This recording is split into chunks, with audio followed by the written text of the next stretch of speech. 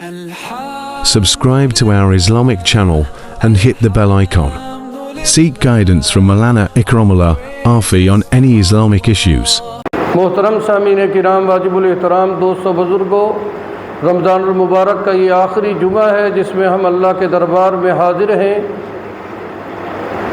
آخری جمعہ جسے ہم جمعۃ الوداع کہتے ہیں۔ جمعۃ الوداع الوداعی جمعہ ہے کہ زندگی میں آئندہ رمضان ہمیں مل سکے گا یا نہیں مل سکے گا۔ آخری جمعہ ہمیں جدائی کا پیغام دے رہا ہے، الوداع کہہ رہا ہے۔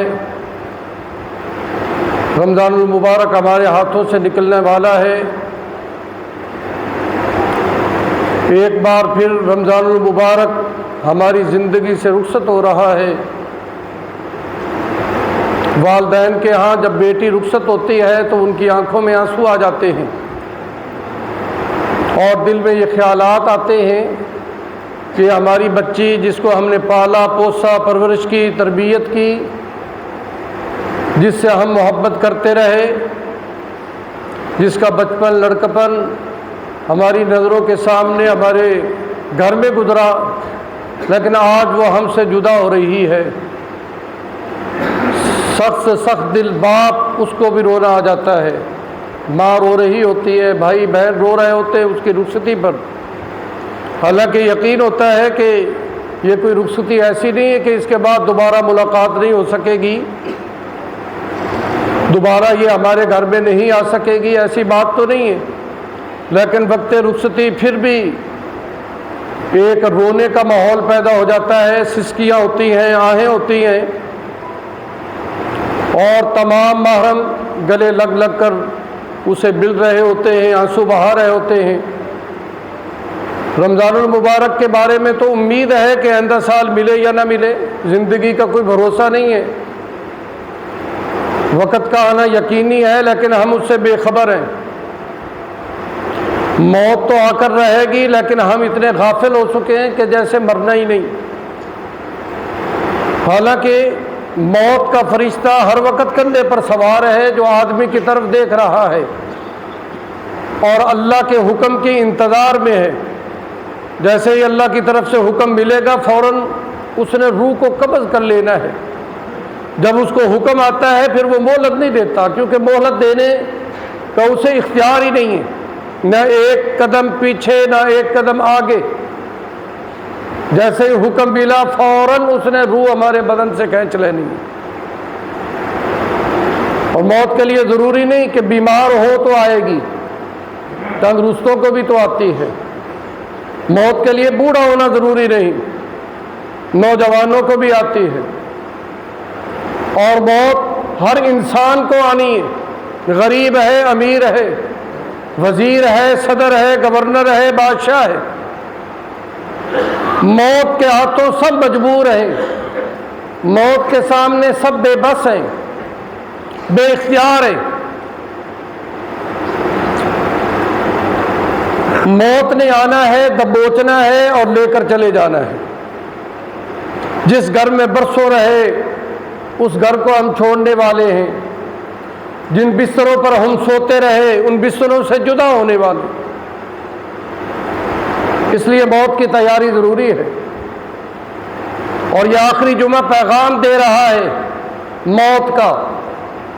نہ جانے تم آئندہ رمضان پا سکو یا نہ پا سکو، لہذا دو کام ہم نے کرنے، آج کے دن سے دو کام کرنے ذہن نشیں کر لے۔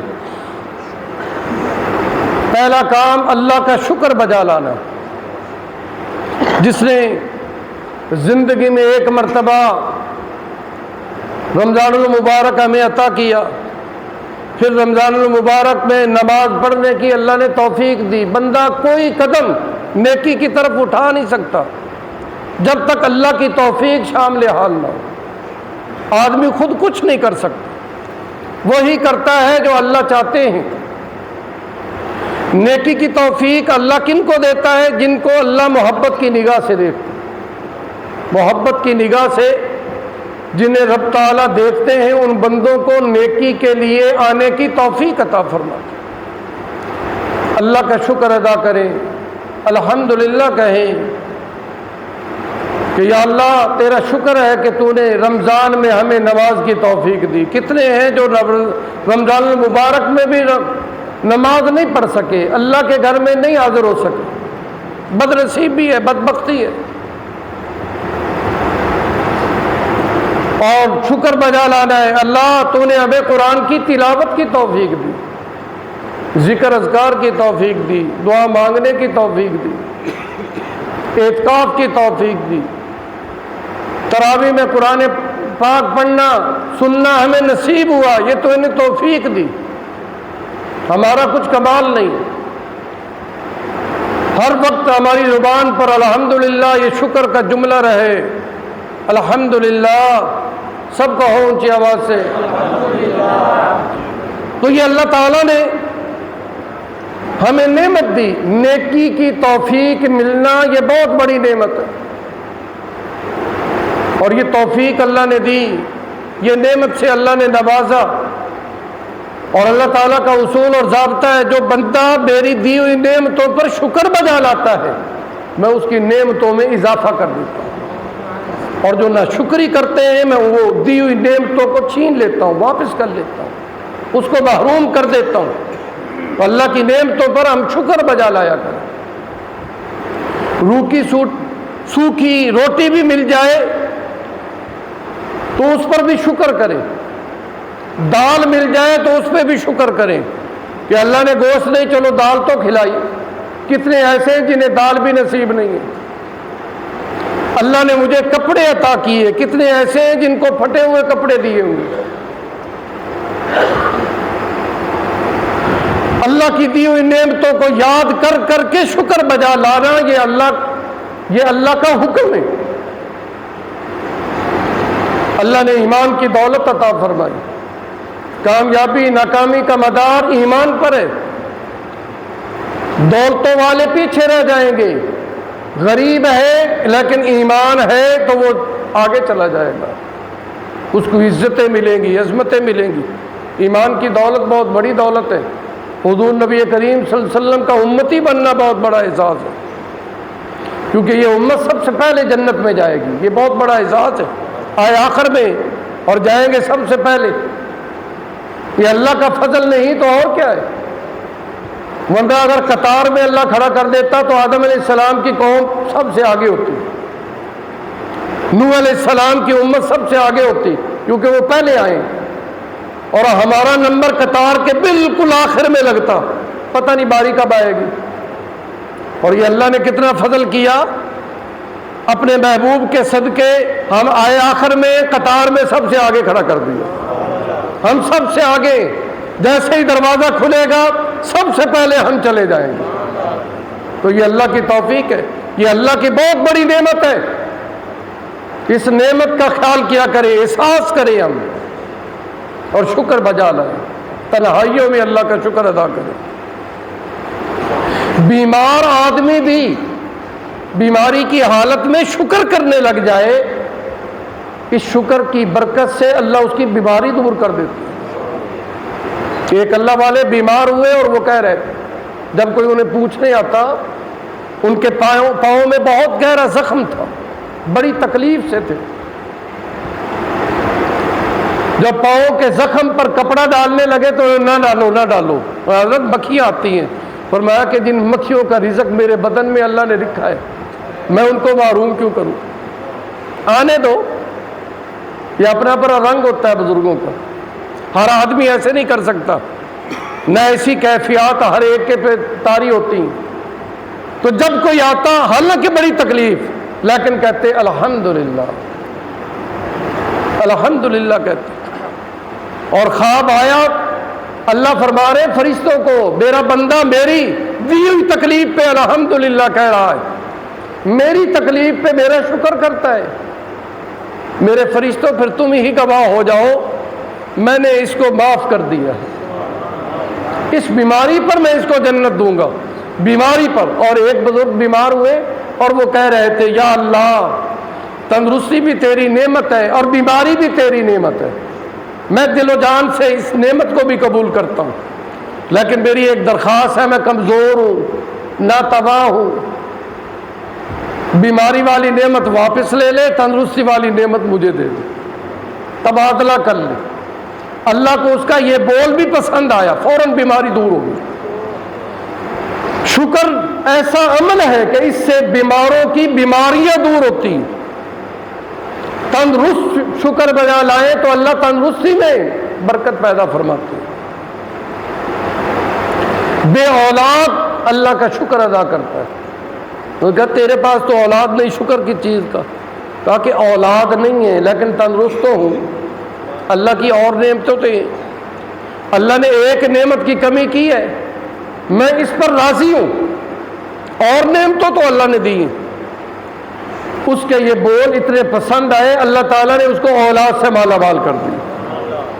اللہ کو کون پوچھنے والا ہے؟ وہ تو فضل والا ہے، کرم والا ہے، مال کے کائنات ہے، جس کو چاہے نہ دے، جس کو چاہے دے دے، جس کو چاہے بیٹیاں ہی بیٹیاں، جس کو چاہے بیٹے ہی بیٹے، اور جس کو چاہے نہ بیٹی نہ بیٹا، زور لگا لے، ٹل لگا لے، ڈاکٹروں کے پاس جائے، عاملوں کے پاس جائے، کچھ بھی نہیں ہے۔ تندرست بھی ہے، رزلٹ بھی صحیح ہے، لیکن نہیں ہو رہی۔ اللہ کی مرضی ہے کہ اس کو نہیں دی۔ کئی اولاد سے محروم رو رہے ہیں، اور کوئی اولاد والے بھی رو رہے ہیں۔ دعا مانگی، یا اللہ بیٹا دے، نہیں ہو رہا، غلاف کعبہ تھام تھام کر دعا مانگ رہے، 20 سال گزر گئے، اولاد نہیں۔ 20 سال کے بعد ہوئی، وہی بیٹا جب جوان ہوا تو باپ کا قاتل نکلا۔ وہ پچھتا رہا تھا کہ 20 سال تک میں تیرے لیے روتا رہا، تجھے مانگتا رہا، مجھے کیا خبر تھی کہ تو ہی میرا قاتل ہوگا، تیرے ہاتھوں سے میری جان جائے گی۔ پھر پچھتا رہا ہے اپنی 20 سالہ دعاؤں پہ، کاش کہ میں تجھے نہ مانگتا، میں اسی حال میں رہتا تو اچھا تھا، کوئی میرا دشمن تو نہیں تھا، تجھے مانگا اور تو ہی دشمن بن گیا۔ یہ اللہ کی حکمتیں ہوتی ہیں۔ اللہ پاک پر کسی کا زور نہیں ہے، اور زور لگانا بھی نہیں چاہیے۔ بیمار ہو، یہ نہیں کہ ہر حال میں ہی میں شفا یاب ہو جاؤں، ہر حال میں ہی مجھے اولاد ملے، ہر حال میں ہی میری غربت دور ہو، نہ، جس حال میں تم ہو اسی حال میں اللہ کا شکر بجا لاؤ، بس۔ غریب ہو تو غربت میں شکر، امیر بننے کی دعا مانگنے کی ضرورت نہیں ہے، کیونکہ بڑے بڑے امیر بھی تو پریشان ہیں، پھر کیا کرو گے؟ اگر دولت آئی تو پریشانی دور نہ ہوئی تو کیا کرو گے دولت کو؟ بڑے بڑے تندرست پریشان ہیں، بیمار پریشان نہیں، تندرست پریشان ہے۔ بے اولاد پریشان نہیں، اولاد والے پریشان ہیں، ڈانٹ ڈپٹ کرتے ہیں جی، گالیاں دیتے ہیں جی، دھکے دیتے ہیں جی، گستاخیاں کرتے ہیں جی، بہت تنگ کرتے ہیں، یہ نہ ہی ہوتے تو اچھا تھا، یہ جملے آتے ہیں۔ تو اس لیے یہ اصول یاد رکھے، اللہ نے جس حال میں رکھا ہے اسی حال میں اللہ کا شکر ادا کرو۔ تھوڑا مل جائے اس پر بھی شکر، زیادہ مل جائے اس پر بھی شکر۔ یہ تمنا نہ کرو کہ میں بڑا مالدار بن، جس کے پاس کوئی دولت آ جاتی ہے وہ کہتا ہے اللہ نے سن لی۔ اچھا، یہ غریبوں کی اللہ نے نہیں سنی، تیری سن لی ہے۔ دولت آئی ہے، دولت کے آنے پہ اللہ نہیں، دولت تو اللہ نے قارون کو بھی دی ہے، حامان کو دی ہے، شداد کو دی ہے، تو یہ خوشی کی کوئی بات نہیں ہے۔ خوشی کی بات کیا ہے؟ اللہ نیکی کی توفیق دے دی۔ خوشی کی بات کیا ہے؟ دنیا مل جائے خوشی نہیں، جو مقدر میں وہ مل کر رہے گا۔ تمہارے اندر، میرے اندر کوئی خوبی نہیں کیا ہمیں دنیا مل جائے، دنیا ملنا کوئی خوبی نہیں ہے۔ کافروں کو اللہ نے تھوڑی دی ہے، ہم سے زیادہ ہے، ہم کچھ بھی نہیں ہیں ان کے مقابلہ میں۔ لیکن دنیا کے سلسلہ میں اللہ فرماتے ہیں دنیا کے ملنے پر خوش نہ ہوا کرو، اس کی قیمت، قدر و قیمت میری نظر میں مچھر کے پر سے بھی کم ہے۔ ہم کہتے ہیں نا جی کافروں کو بہت ملا اور ہمیں نہیں ملا، اللہ نے مچھر کے پروں سے کم قیمت والی چیزیں ان کو دی، ہمارے پاس نہیں۔ دوست کہہ رہا تھا جی یہ جو پیزے نکلے ان کی طرف سے شوارمے، ان میں بڑا مزہ ہے، ہم مسلمانوں نے کیا کیا ہے؟ یہ کہتے ہیں نا ہمارے پاس تو کچھ نہیں ہے، تمہارے پاس ایمان کی دولت ہے جو ان کے پاس نہیں ہے۔ موت کے آنے پہ خبر ہوگی، قدر ہوگی، آنکھ کھلے گی کہ جو ہمارے پاس ہے وہ بہتر ہے یا جو ان کے پاس ہے وہ بہتر ہے۔ اس لیے ان کی تعریفوں کی ضرورت نہیں ہے، وہ ایسے وہ ایسے، ہم نکمے، ہم گندے، لیکن ایمان ہے، ایمان پر نجات ہے۔ وہ سچ بولیں، دیانتداری کرے، اور پھر خوبیاں بیان کرتے ہیں، ان کی خامیاں سامنے نہیں ہوتی۔ پتہ ہے کہ انہوں نے اولڈ ہاؤس کیوں بنائے ہوئے؟ وہ اپنے والد کو، ماں کو گھر میں رکھنا پسند ہی نہیں کرتے۔ ان کی مثالیں نہ دیا کرو، بغیرت لوگ ہیں، عیسائی ہیں، یہودی ہیں، ماں کی قدر و منزلت کا پتہ نہیں، اس کو دھکے مار کر نکال دیا، باپ کو نکال دیا، وہ بیچارہ اولڈ ہاؤس میں سسکیاں لے کر جان دیتا ہے۔ اور پھر کتے پالے ہوئے انہوں نے، ماں باپ کو نکالا ہوا ہے، کتوں کو پالا ہوا ہے، کتوں کی خدمتیں ہو رہی ہیں، آپ کو پتہ ہے سارا۔ زنا اور بدکاری عروج پر ہے، چھوٹے بڑے کی تمیز نہیں ہے۔ ایک ساتھی چائنا کی تعریف کر رہا تھا، میں نے کہا تمہیں خبر ہے وہ چوہے کھاتے ہیں؟ اگر تمہیں اچھے لگتے تو وہ جیسے ناشتے میں چوہے بھون کر کھاتے ہیں تم بھی کھایا کرو۔ پھر شرم سے گردن دکھ گئی، استغفر اللہ، میں نے کیا کہا؟ میں نے کہا وہ خنزیر بھی کھاتے ہیں۔ اللہ ہمیں حلال دیتے، حرام سے اللہ نے بچایا، اللہ کا شکر ادا کریں۔ بلی اور کتوں کے گوشت سے اللہ نے بچایا ہے، اللہ نے ہمیں حلال دیا ہے۔ مسلمانوں، تمہاری مقدر میں حلال ہے۔ ہندوؤں کی ایک ساتھی تعریف کر رہا تھا، میں نے کہا اس کی تعریف ان کی کرتے ہو جو گائے کا پیشاب پیتے، ان کی مقدر میں گائے کا پیشاب۔ مسلمان تجھے مبارک ہو، تیری مقدر میں زمزم کا پانی۔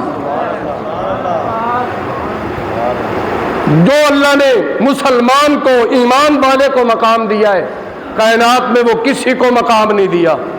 یہ جائیں سارے بھاڑ میں، غیر مسلم اعدت للکافرین، ان کے لیے دوزخ اللہ نے تیار کی ہوئی ہے۔ 4 دن کی زندگی ہے، مزے کر لیں جو کرنے، لیکن جو مسلمان ہے اس کے لیے ہمیشہ ہمیشہ کے مزے ہوں گے۔ محلات ہیں ان کے لیے، سونے اور چاندی کی اینٹوں کے، قرآن بڑا پڑا ہے۔ یہ جنت کوئی قصہ کہانی نہیں ہے، کوئی فلسفہ نہیں، یہ کوئی خواب نہیں ہے، یہ حقیقت ہے۔ جنت ہے اور ایمان والوں کے لیے جنت ہے، ہم وہاں جائیں گے، لیکن عارضی زندگی میں کچھ کرنا ہوگا۔ تو میں نے آغاز میں کہا کہ پہلا کام ہم اللہ کا شکر بجا لائیں، دل کی تختی پہ نوٹ کر لیں، کیا کریں گے؟ اللہ کا شکر، ہر حال میں اللہ کا شکر۔ پھر اس شکر پر دیکھنا اللہ تعالیٰ نعمتیں کتنی عطا کرتے ہیں، کیسے نعمتیں بڑھاتے ہیں، کیسے پھر رزق میں برکت آتی ہے، صحت اور تندرستی میں برکت آتی۔ اس لیے ہر حال میں اللہ کا شکر۔ اور دوسرا کام، آج آخری جمعہ ہے، دوسرا کام ہم نے استغفار کرنا ہے، توبہ کرنی ہے۔ گناہ نہ بھی ہو پھر بھی توبہ۔ توبہ کس بات پہ؟ یا اللہ شکر تو اس بات پہ کہ تو نے نماز پڑھنے کو ہمیں توفیق دی، اور تو نے روزے رکھنے کی توفیق دی، تراویح پڑھنے کی توفیق دی۔ شکر اس بات پہ، اور استغفار اس بات پر کہ جیسے تجھے تیرے سامنے نماز پڑھنی تھی ایسی ہم پڑھ نہیں سکے، تیری عبادت کا حق ادا نہیں کر سکے، ہم کمزور ہیں، ناتواں ہیں، ضعیف ہیں۔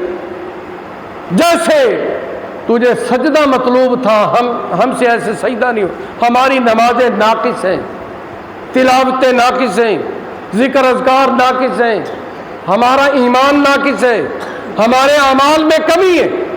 اس پر استغفار، اس لیے نماز پڑھنے کے بعد یہ سنت ہے 3 مرتبہ استغفر اللہ استغفر اللہ استغفر اللہ کہنا۔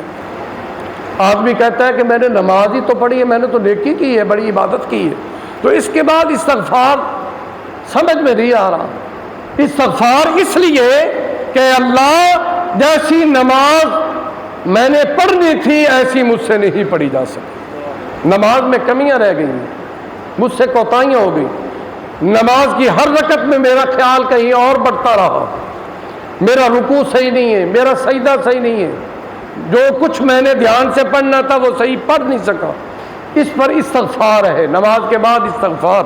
فرمایا ہر نیکی کے بعد، جس نیکی کے بعد بھی بندہ استغفار کرے نا، اس وہ نیکی ناقص ہے تو اللہ اس کو کامل بنا دیتے. عبادت ناقص ہے، استغفار کرے اللہ قابل بنا دے. استغفار کی برکت سے عبادات ہماری کامل ہوں گی. ہم نکموں کی نکمی عبادتیں اللہ قبول کر لیں. بہت بڑا بادشاہ تھا اور دیہات سے ایک آدمی پانی کا گھڑا، اس نے کہا نلکے کا پانی بہت میٹھا بھی ہے ٹھنڈا بھی ہے. گھڑا بھر کر وہ لے گیا بادشاہ سلامت کو ہدیہ پیش کرنے کے لیے کہ بادشاہ تو ہے لیکن پتہ نہیں ایسا میٹھا ایسا ٹھنڈا پانی اس کے پاس ہو یا نہ ہو، تو میں چلتا ہوں لے کر. وہ خوش ہو جائے گا، کچھ انعام دے گا. تو وہ گھڑا اس نے سر پہ رکھا اور بادشاہ کے دربار میں پہنچ گیا اور بادشاہ کے سامنے اپنے اس ہدیے کی تعریف کی. میں بہت میٹھا پانی لے کر آیا ہوں، بہت صاف پانی اور بہت ٹھنڈا پانی، تازہ پانی. گھڑا رکھ دیا تو بادشاہ نے اس کے اس گھڑے کی بھی تعظیم کی، اس کی قدر کی. سمجھدار تھا. اور پھر اپنے کرندوں کو کہا میرے محل کے قریب سے جو نہر گزرتی ہے نا چشموں کے پانی کی، اس کے کنارے پر اس کو لے جاؤ اور اس کا پانی بھی پلانا. صبح جب اس کو لے گئے وہ دیکھ کر حیران ہوا اور اپنے گھڑے پر شرمندہ ہونے لگا. پانی پیا تو وہ تو اس کے گھڑے کے پانی سے بھی زیادہ میٹھا، زیادہ ٹھنڈا، بڑا مزیدار. تو اپنے ہدیے پر وہ شرمندہ ہوا کہ یہاں تو بادشاہ کے یہاں نہریں ایسے پانیوں کی، تو میرا گھڑا اس کے مقابلے میں کیا حیثیت رکھتا ہے. ایسے ہی میں لے کر آ گیا. لیکن بادشاہ نے اس کو دربار میں بلایا. انہوں نے کہا تو ہمارے لیے ہماری محبت میں گھڑا پانی کا لایا ہے، ہم اس کی قدر کرتے. اور بادشاہ نے حکم دیا اپنے خادموں کو کہ اس کا گھڑا اشرفیوں سے بھر کر اس کو واپس کیا جائے کہ میرے لیے پانی لایا ہے. آج ہم بندوں کی مثال اللہ کے دربار میں یہی ہے. ہماری نمازوں کی کوئی حیثیت نہیں، روزوں کی کوئی حیثیت نہیں، رکھ لیے اللہ قبول فرمائے. ہمارے اعتکاف کی کوئی حیثیت نہیں، لیکن اللہ کا ایک نام شکور ہے، قدردان. اللہ قدردانی کرتا ہے، اپنے بندوں کی قدردانی. اللہ فرماتے ہیں بس جیسے کیسے بھی ہو ٹوٹے ہوئے سجدے کرتے رہے میں قبول کرتا ہوں. ایسی ناقص نمازیں لے کر آئے ہو، چلو کچھ لے کر تو آئے ہو، میں قبول کرتا ہوں. تمہارے صدقے چار ریاکاری والے میں قبول کرتا ہوں. تمہاری سخاوتیں دکھاوے کیے لیکن چلو تم کرتے تو ہو، میں قبول کرتا ہوں. اللہ بھی اپنے بندوں کی قدردانی کرتا. کسی کی محنت کو اللہ ضائع نہیں کرتے. اللہ قدردان ہے. جنگل میں ایک آدمی چلا جائے، نمازی آدمی، اور اس کو پتہ نہ چلے کہ قبلہ کس رخ پر ہے، نہ اس کو مغرب کا پتہ، نہ جنوب کا، نہ شمال کا، نہ مشرق کا. اب نماز کا وقت ہے اور پانی بھی نہیں ہے، تو اللہ تعالیٰ کا اس کو حکم کیا ہے؟ اب کس سے پوچھے؟ کوئی آدمی بھی نہیں ہے کیونکہ جنگل ہے. تو حکم یہ ہے پانی نہیں ہے اسی ریت پر تیمم کر لے. یہ اللہ کی مہربانی ہے یا نہیں؟ اور سوچ لے کہ قبلہ کس رخ پر ہے، بس جو اس کے ذہن میں آ جائے اسی طرف منہ کر کے نماز پڑھ لی. نماز پڑھ لی. ایک آدمی آیا، وہ دیکھو اللہ کے بندے تیرا رخ تو مشرق کی طرف ہے، ادھر خانہ کعبہ نہیں. اللہ فرماتے ہیں نماز دہرانے کی ضرورت نہیں، ہم نے اس بندے کی اس ناقص نماز کو بھی قبول کر لیا. الشکور، وہ قدردان ہے. کیسا قدردان ہے؟ لیکن اتنا کرو جتنا تمہارے اختیار میں.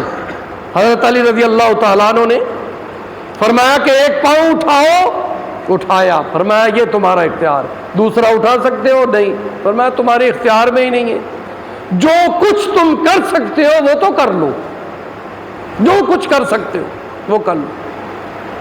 پہلا کام اللہ کا شکر بجا لائے، اور دوسرا کام توبہ کرے، استغفار کرے، اپنی گردنوں کو جھکا لی، تنہائیوں میں اللہ کو منا لی، گڑ گڑائے، روئے، اللہ کو ایک گنہگار کی آنکھ سے نکلا ہوا ایک مکھی کے سر کے برابر آنسو، اللہ اس کی بھی قیمت جھکاتا ہے، اس کی بھی قدر کرتا ہے۔ بے قدروں کی اللہ قدر کرتا ہے، اور قدر والوں کی اللہ قدر کیسے نہ کرے؟ تم رونے والے بنو، تم رو گے اللہ کی رحمت کے دروازے کھل جائیں گے۔ استغفار اور توبہ کرنا ہے، یا اللہ ہمیں توفیق نہیں مل سکی، ہم توبہ کرتے ہیں، جیسے روزے رکھنے تھے نہیں رکھ سکے، جیسے نمازیں پڑھنی تھی ایسے پڑھ نہیں سکے، اللہ ہماری توبہ کو قبول فرما۔ بنی اسرائیل کا ایک بہت بڑا گنہگار، اور لوگوں نے دھکے مار کر اس کو اپنے علاقے سے، بستی سے نکال دیا، وہ جنگل میں پہنچ گیا، پھر وہ بیمار ہو گیا، اتنا بیمار ہوا کہ اٹھنے کے قابل بھی نہیں، لیٹا ہوا ہے جنگل میں ریت کے ٹیلے پہ، تو وہیں پڑا پڑا رونے لگ گیا، اے اللہ ٹھیک ہے میں گناہگار ہوں، میں گناہوں کا اقرار کرتا ہوں، یا اللہ کوئی مجھے تیرے علاوہ دیکھنے والا نہیں، بستی والوں نے مجھے نکال دیا، مجھ سے نفرت کی، اے اللہ میں تیرا بندہ ہوں، تو نفرت نہ کر، اگر تو نے مجھ سے نفرت کرنی ہوتی تو مجھے پیدا ہی نہ کرتا، مجھے بندہ نہ بناتا، اے اللہ تو بادشاہوں کا بادشاہ ہے، اگر تو مجھ نکمے کو، گناہگار کو، بدکار کو معاف کر دے گا تو مجھے یہ بتا تیری بادشاہی میں کمی آئے گی؟ اور اگر تو مجھے معاف نہ کرے، اگر تو مجھے معاف نہ کرے اور لوگوں کی طرح تو بھی مجھ سے نفرت کرے اور مجھ سے نظریں پھیر لے، پھر میرا کوئی پرسان حال بھی نہ رہے، تو اے اللہ معافی نہ دینا، اس میں تیری بادشاہی میں کوئی زیادتی ہوگی۔ یہ دعائیں مانگتا رہا اور روتا رہا، بالآخر مر گیا، موت آ گئی جنگل میں۔ وقت کے نبی کو اللہ نے حکم دیا، پیغام دیا کہ جنگل میں میرا محبوب پڑا ہے، اس کی تجہیز و تکفین کا بندوبست کرو اور اس کے جنازے کا اہتمام کرو، اور پھر سب میں اعلان کر دو میرے اس محبوب بندے کا جو بھی جنازہ پڑے گا میں اس کو معاف کر دوں گا۔ وہی بستی والے، دھکے دینے والے، باہر نکالنے والے، اللہ کے نبی کی آواز پر وہ نکلے، جنگل میں پہنچے، دیکھا یہ تو وہی گنہگار ہے، اے اللہ کے پاک پیغمبر ہم سے تو مذاق کرتا ہے، یہ تو گنہگار ہے۔ فرمایا کہ میرے رب نے کہا ہے یہ میرا محبوب ہے، وہ محبوب کیسے بن گیا؟ اللہ سے پوچھا، اللہ نے فرمایا مرتے مرتے یہ مجھ سے صلح کر کے گیا، جو مجھ سے صلح کر لیتا ہے وہ میرا محبوب بن جاتا ہے۔ توبہ کرنا اللہ پاک سے صلح کرنا، استغفار کرنا اللہ پاک کو منانا ہے، جیسے روٹھیوں کو منایا جاتا ہے نا، رشتے دار روٹھ جائیں شادی کے موقع پر مناتے ہیں، تو ہم اللہ کو منا لیں، استغفار کریں، اس قدر استغفار کریں کہ منا لیں۔ حضرت حسن بصری رحمۃ اللہ علیہ کے محلے میں ایک بیوہ رہتی تھی، اس کا ایک ہی بیٹا تھا، اس سے اس کو بہت محبت تھی، لیکن بیٹا بڑا بدبخت نکلا، شرابی اور زانی بن گیا، بے راہ روی کا شکار ہو گیا، حتیٰ کہ ماں کو بھی مار پیٹنے لگا، بہت تنگ کرنے لگا۔ وہ بار بار حضرت امام حسن بصری رحمۃ اللہ علیہ کے پاس آتی کہ حضرت میرا بیٹا ہے، آپ دعا کریں، وہ ہدایت پہ آ جائے، وہ نیک بن جائے، میری دل کی تمنا یہی ہے وہ آپ کی طرح ہو جائے۔ حضرت بہت دعائیں کرتے لیکن نہیں باز آئے بالآخر، بلکہ وہ اپنی بدماشیوں میں آگے بڑھتا گیا، یہاں تک کہ اس کے ہاتھوں سے قتل ہو گئے اور وہ بدنام ہو گیا۔ اور ایک وقت آیا کہ وہ بیمار ہو گیا، اپنے گھر میں بیمار، اپنی ماں کو بلایا اور کہا کہ اماں لگتا ہے کہ اب میں بچوں گا نہیں، اسی بیماری میں مجھے موت آنے والی ہے، کیونکہ مجھے تکلیف اتنی ہے جیسے جان میری نکل رہی ہے، تو آپ میری ایک التجا کو قبول کریں، مجھے معاف کر دیں۔ بیٹا میں نے تو تجھے معاف کر دیا، اور بتاؤ۔ ماں کی تو ممتا ہے، اولاد جتنی بھی نافرمان ہو ماں باپ تو معاف کر ہی دیتا ہے، وہ تو نرم دل ہوتے ہیں اولاد کے آگے، اولاد ہے جو پتھر دل رکھتی ہے۔ اور بیٹا میرے بتا کیا حکم ہے؟ دوسری التجا یہ ہے کہ حسن بصری کو کہو میرے مرنے کے بعد میرا جنازہ پڑھا دو۔ یہ آخری خواہش ہے میری، امید ہے کہ اللہ والے جنازہ پڑھائیں گے تو میری بخشش کا سامان ہو جائے۔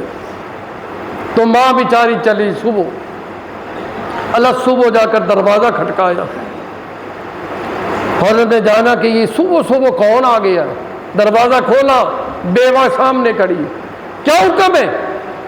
میرے بیٹے کی خواہش ہے، وہ مرنے کے قریب ہے، وہ کہتے ہیں کہ مرنے کے بعد میرا جنازہ پڑھانا۔ حضرت نے کہا میں جنازہ نہیں پڑھاتا، اتنا اس کو سمجھایا، اتنی اس کے لیے دعائیں کی، وہ بدماشیوں میں نکلتا چلا گیا، بڑھتا چلا گیا، جاؤ جاؤ میں جنازہ نہیں پڑھاؤں گا، انکار کر دیا۔ وہ روتے قدموں کے ساتھ واپس لوٹی، سسکیاں بھرتی ہوئی اپنے بیٹے کے پاس آئی، روتے روتے یہ کہا کہ بیٹا کچھ نہ پوچھ، اماں کیا کہا ہے انہوں نے؟ یہ رو رہی ہیں، اماں کچھ بولو تو صحیح، کیا کہا ہے انہوں نے؟ پھر رو رہی ہیں، نظر جھکی ہوئی ہے، سر جھکا ہوا ہے۔ اماں مجھے کچھ بتاؤ۔ کہا کہ بیٹا کچھ نہ پوچھو، تیرا جنازہ پڑھنے سے حسن بصری نے بھی انکار کر دیا۔ اب اس پر اس کو رونا آیا،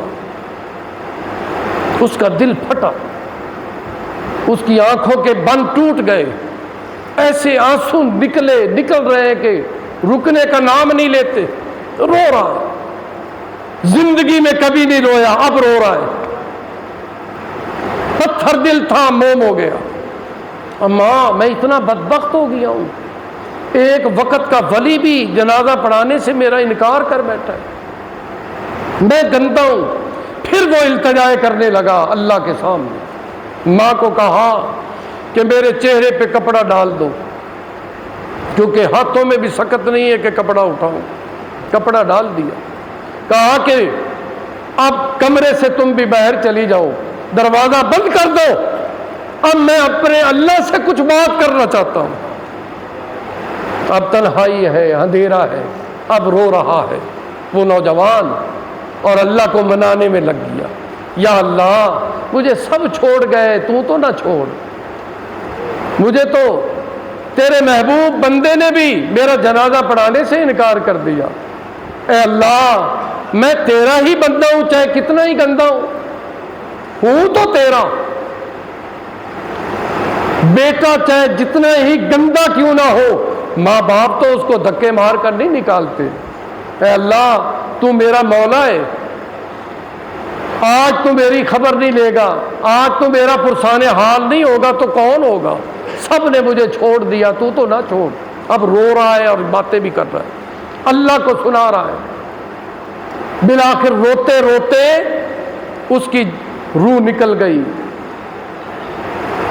موت واقع ہو گئی، رات کا وقت ہے، اندھیرا ہے، حسن بصری چارپائی پر سوئے ہوئے اور خواب آیا،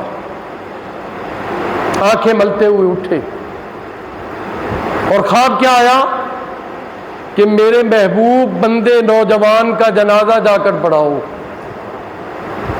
اٹھے اور فوراً ان کے دروازے پر پہنچے، وہ ابھی تو فوت ہوا تھا، دروازے پر پہنچ گئے، دروازہ کھولا، بیوہ سامنے، حضرت آپ کہا کہ میں جنازہ پڑھانے کے لیے آیا کھڑا ہوں۔ حضرت میں نے تو کسی کو بتایا بھی نہیں ابھی تک، اعلان بھی نہیں کیا، ابھی یہ فوت ہوا ہے اور ابھی آپ بھی آ گئے۔ فرمایا کہ میں خود نہیں آیا، میرے اللہ نے مجھے بھیجا ہے، میرے اللہ نے مجھے بھیجا ہے۔ اللہ نے اس کی توبہ کو کیا قبول کیا؟ ایسا قبول کیا کہ اللہ نے تو اس کو اپنا محبوب بنا لیا۔ نہ جانے اس نے کیا باتیں کہہ دی اللہ کو کہ اللہ کی رحمت جوش میں آ گئی، اللہ نے معاف کر دیا۔ اور جانتی ہو کہ اللہ نے مجھے کیا کہا ہے؟ اللہ نے یہ نہیں کہا کہ نوجوان کا جنازہ پڑھاؤ، اللہ نے کہا جاؤ میرے محبوب کا جنازہ پڑھاؤ، اور محلے میں اعلان بھی خود کر دو کہ میرا محبوب ہے، جو میرے اس محبوب کا جنازہ پڑھے گا اس کو میں معاف کر دوں گا۔ گنہگار تھا، بدکار تھا، شرابی تھا، زانی تھا، لیکن جاتے جاتے اللہ سے صلح کر گیا۔ تو توبہ کیا ہے؟ اللہ سے صلح کرنا، اللہ کو منانا۔ ہم استغفار کریں۔ اب عائشہ رضی اللہ تعالیٰ عنہ نے عرض کی یا رسول اللہ آپ استغفار کرتے ہیں؟ عائشہ میں استغفار نہ کروں تو اور کیا کروں؟ اللہ کا حکم ہے فاستغفروا، استغفار کرو۔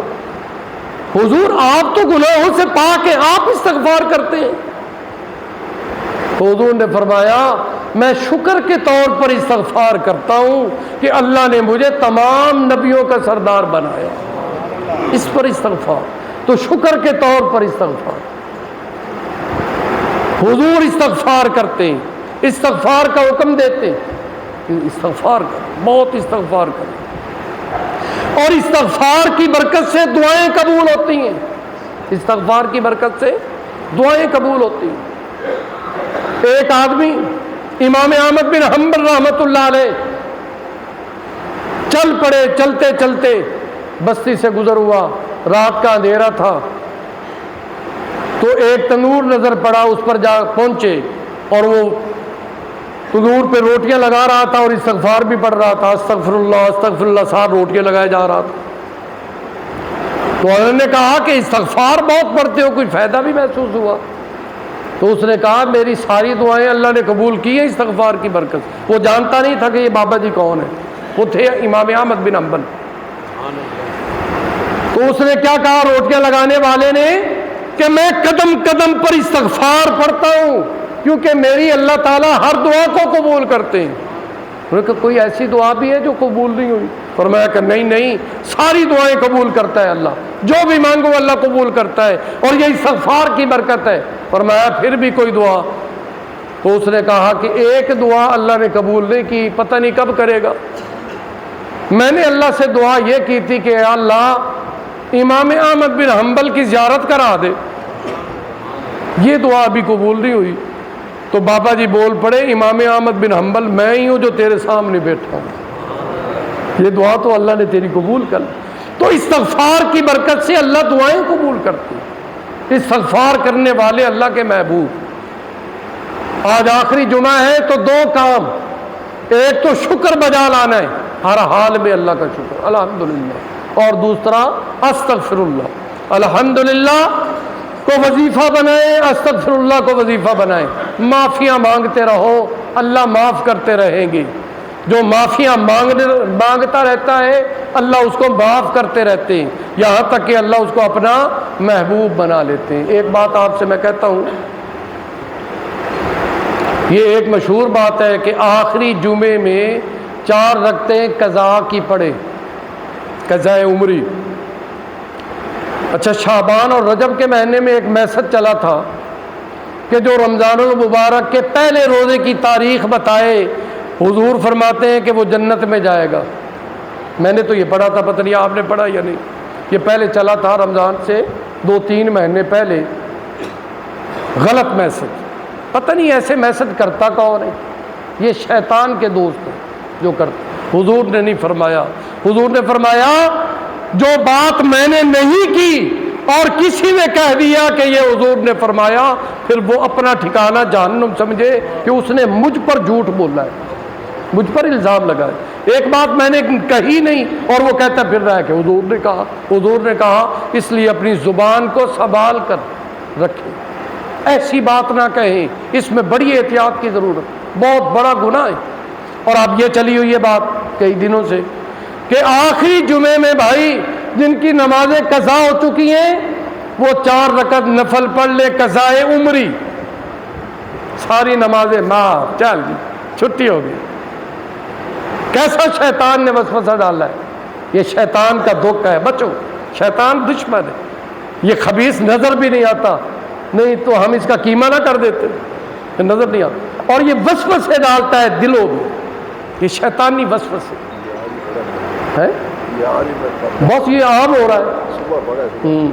تو شیطان کے کرندے بھی تو بہت ہیں نا، نمائندے سپورٹر شیطان کے، وہ پھر رہے لا علمی اور جہالت، آج جہالت بھی تو بہت ہے نا تھوک کے حساب سے۔ تو یہ کوئی ایسا مسئلہ نہیں ہے، کوئی قضائے عمری نہیں ہے، اور جمعۃ الوداع کی کوئی خاص عبادت نہیں ہے۔ اہمیت ہے، اتنی ہے کہ بھئی آئندہ رمضان ہم رمضان پا سکیں یا نہ پا سکیں اپنی زندگی، یہ آخری جمعہ ہے، اس کے بعد پتہ نہیں جمعہ ایسا ملے یا نہ ملے، اس کی اہمیت ہے۔ لیکن یہ نہیں کہ کوئی خاص نفل ہو، جو قضا ہو چکی ہے نا، نماز اللہ کا فرض ہے، یہ فرض نہیں ہے، یہ اللہ کا قرض ہے۔ جو نماز چھوٹ جاتی ہے وہ سر پر منڈراتی رہتی ہے جب تک پڑھو گے نہیں، ایک چھوٹ گئی ایک پھر ہمارے سر پر ہے، 2 چھوٹ گئی، 5 چھوٹ گئی، 10 چھوٹ گئی، 1 مہینے کی، 1 سال کی، جتنی چھوٹتی جائے گی وہ ہمارے سر پر ہے، موت تک ہمارے سر پر ہے۔ نماز کی معافی نہیں ہے جب تک اس کو پڑھے نہیں، نوافل کی معافی ہے، لیکن نماز فرض کی یہ اللہ کا قرض ہے، اور اللہ تعالیٰ قرض کا مطالبہ کرتے ہیں، یہ ہم نے جھکانا ہے۔ جو بہت زیادہ نمازیں قضا ہو گئی ہیں تو اس کا طریقہ بدل، اس میں آسانیاں پیدا کی ہیں، پڑھنی ضرور ہے، لیکن پہلی آسانی اس میں یہ ہے کہ اس کے پڑھنے کا کوئی وقت متعین نہیں، ایسے اوقات جس میں نفل پڑھنا بھی مکروہ ہے، قضا نماز پڑھی جا سکتی ہے، نماز عصر کے بعد، اذان فجر کے بعد نفل مکروہ ہے، لیکن آپ قضا نماز پڑھ سکتے ہیں، قضا نماز پڑھنی، آپ کے ذمے جو قضا ہیں وہ ادا کریں، ان کی معافی نہیں ہے۔ ہم کہیں نا معافی، اللہ معاف کر دے، اللہ توبہ کرتے ہیں معاف، نماز کی کوئی معافی نہیں ہے، یہ اللہ کا قرض ہے، تو اس کو ہم نے پڑھنا ہے۔ جتنی نمازیں قضا ہو گئیں سب کو پڑھے، نفلوں کی جگہ پر قضا نمازیں پڑھے، اور جو پڑھنا شروع کر دیتا ہے اللہ تعالیٰ پھر اس سے ادا بھی کروا دیتے ہیں، اس کو پھر اس وقت تک موت اللہ نہیں دیتے جب تک اس کی پوری نمازیں مکمل نہ ہو جائیں۔ اس لیے قضا نماز یہ پڑھنی ہے، فجر کے وقت پڑھیں، ظہر کے وقت پڑھیں، عصر کے وقت پڑھیں، جب دل چاہے پڑھیں، نفلوں کی جگہ پر پڑھیں۔ دعا ہے اللہ تعالیٰ عمل کرنے کی توفیق دے۔ باقی باتیں کچھ نمازیں جمعہ کے بعد کرنی ہیں، تمام ساتھی بیٹھے۔